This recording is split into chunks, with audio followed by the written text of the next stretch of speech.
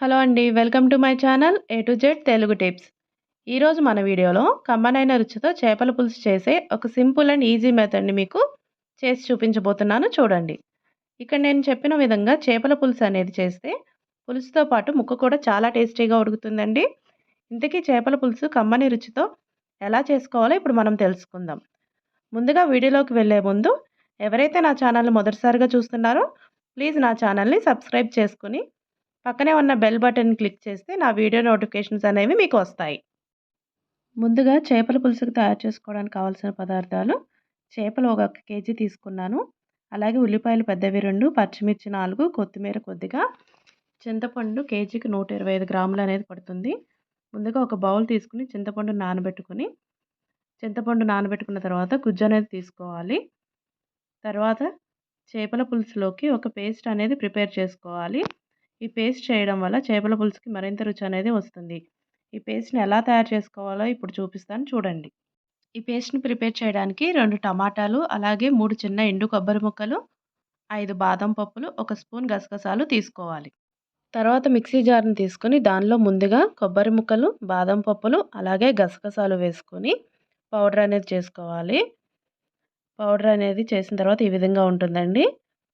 Powder చేసిన తర్వాత టమాటాలని ముక్కలుగా కట్ చేసి ముందుగా చేసుకున్న పౌడర్‌లో టమాటా ముక్కలనేది వేసి పేస్ట్ చేసుకోవాలి.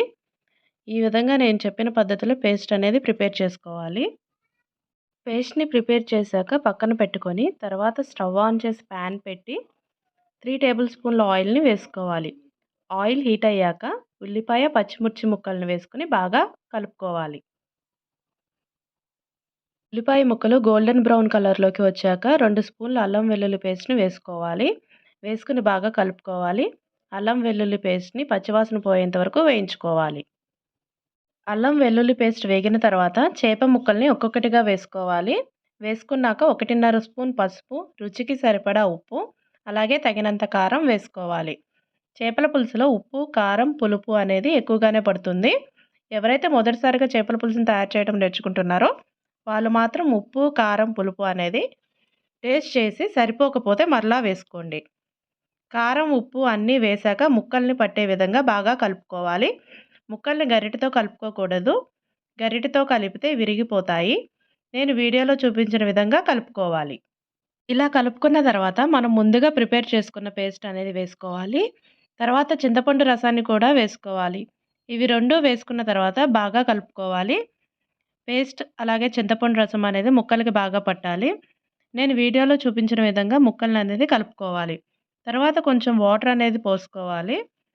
మనం గ్రేవీ అనేది పలుచగా కావాలంటే వాటర్ ఎక్కువగా పోయాలి. లేదంటే ఒక చిన్న గ్లాస్ పోసుకుంటే సరిపోతుంది. వాటర్ పోసాక కూడా పులుసుని బాగా కలుపుకోవాలి. ఆ తర్వాత మూత పెట్టుకొని పులుసుని ఉడికించుకోవాలి. ఉడికించుకుంటూ మధ్య మధ్యలో కదుపుతూ ఉండాలి. తర్వాత 1.5 స్పూన్ గరం మసాలా వేసుకొని కలుపుకోవాలి. నేను వీడియోలో ఏ విధంగా చూపిస్తున్నానో అలాగే కలుపుకోండి. లేదంటే గరిటెతో కలిపితే చేప ముక్కలు విరిగిపోతాయి. తర్వాత ఒక 12, 15 నిమిషాలకి చేపల పులుసు అనేది రెడీ అవుతుంది. పులుసు ఎలా రెడీ అయిందో తెలియాలంటే ముక్క రంగు తెల్లగా లేకుండా రంగు మారితే పులుసు మంచి టేస్టీగా రెడీ అయినట్టే. చివరగా కొంచెం కొత్తిమీర వేసి కొత్తిమీర ఫ్లేవర్ అనేది పులుసుకు పట్టే విధంగా కలుపుకోవాలి. చేపల పులుసు వేడివేడిగా కంటే చల్లారిన తర్వాత తింటే టేస్ట్ అనేది చాలా బాగా తెలుస్తుంది. చూసారు కదా చేపల పులుసుని కమ్మగా, రుచిగా ముక్క అనేది విరగకుండా ఎలా ఈజీగా ప్రిపేర్ చేసుకోవచ్చో. మీరు గనక ఈ రెసిపీని నచ్చి ట్రై చేస్తే ఎలా వచ్చింది, అలాగే టేస్ట్ ఎలా ఉంది అనేది నాకు కామెంట్ చేయండి. అలాగే ఈ రెసిపీని మీ ఫ్రెండ్స్‌కి, రిలేటివ్స్‌కి కూడా షేర్ చేయండి. ఈ వీడియో కనుక మీకు నచ్చినట్లయితే ప్లీజ్ లైక్ చేయండి, షేర్ చేయండి, నా ఛానల్‌ని సబ్స్క్రైబ్ చేసుకోండి.